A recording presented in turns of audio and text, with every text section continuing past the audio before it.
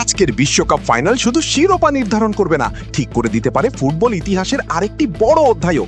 কারণ লিওনেল মেসির সামনে এখন এমন এক চ্যালেঞ্জ যেখানে শুধু ভালো খেললেই হবে না, গোল, অ্যাসিস্ট, এমনকি কত মিনিট মাঠে থাকবেন সেটাও নির্ধারণ করবে তিনি বিশ্বকাপের গোল্ডেন বুট জিততে পারবেন কিনা। অন্যদিকে কিলিয়ান এমবাপে ইতোমধ্যেই এমন একটি অবস্থানে পৌঁছে গেছেন যেখানে শেষ ম্যাচ না খেলেও গোল্ডেন বুট ধরে রাখার সম্ভাবনা বেশ শক্তিশালী। তাহলে মেসিকে ঠিক কি করতে হবে, চলুন পুরো সমীকরণটি সহজভাবে বুঝে নেওয়া যাক। তৃতীয় স্থান নির্ধারণী ম্যাচে ইংল্যান্ড 6-4 ব্যবধানে জয় পেয়েছে। সেই ম্যাচে জোড়া গোল করে কিলিয়ান এমবাপে নিজের গোল সংখ্যা বাড়িয়ে করেছেন 10টি। ফলে গোল্ডেন বুটের দৌড়ে এখন তিনি সবার উপরে অবস্থান করছেন। অন্যদিকে আর্জেন্টিনার অধিনায়ক লিওনেল মেসির ঝুলিতে রয়েছে 8টি গোল এবং সামনে তার হাতে আছে মাত্র একটি ম্যাচ, সেটি হলো বিশ্বকাপের ফাইনাল। ফিফার গোল্ডেন বুট নির্ধারণের নিয়মও বেশ আকর্ষণীয়। প্রথমে দেখা হয় কে সবচেয়ে বেশি গোল করেছেন। যদি দুই ফুটবলারের গোল সমান হয় তাহলে বিবেচনায় আসে অ্যাসিস্ট, আর গোল ও অ্যাসিস্ট দুটোই সমান থাকলে তখন দেখা হয় কি কম মিনিট মাঠে খেলেছেন। অর্থাৎ শুধু গোল করলেই হবে না, প্রতিটি মিনিটও এখানে গুরুত্বপূর্ণ হয়ে উঠতে পারে। ফাইনালের আগে পরিসংখ্যান বলছে এমবাপে 764 মিনিট খেলে 10 গোল ও 4 অ্যাসিস্ট করেছেন।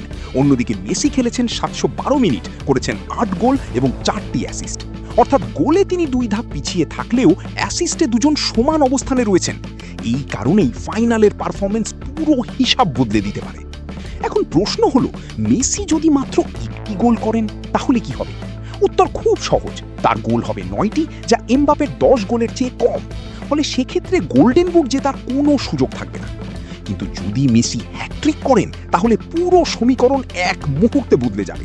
তার গোল সংখ্যা দাঁড়াবে 11টি এবং এমবাপেকে ছাড়িয়ে সরাসরি গোল্ডেন বুট জিতে নেবেন। তখন অ্যাসিস্ট বা মিনিট কোনো কিছুর হিসাবই আর প্রয়োজন হবে না।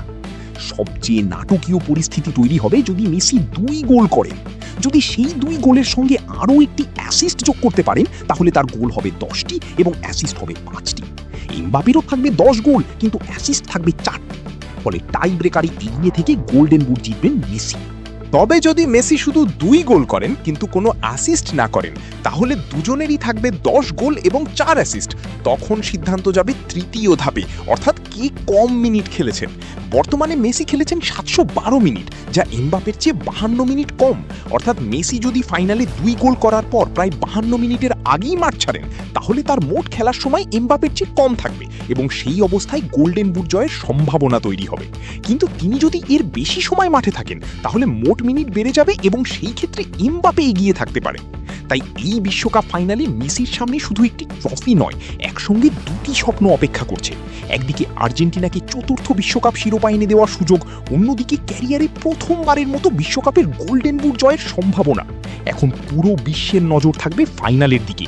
মেসি কি নিজের শেষ বিশ্বকাপকে আরও ঐতিহাসিক করে তুলবেন নাকি এমবাপেই ধরে রাখবেন সর্বোচ্চ গোলদাতার মুকুট? এর উত্তর মিলবে ফাইনালের 90 মিনিটেই।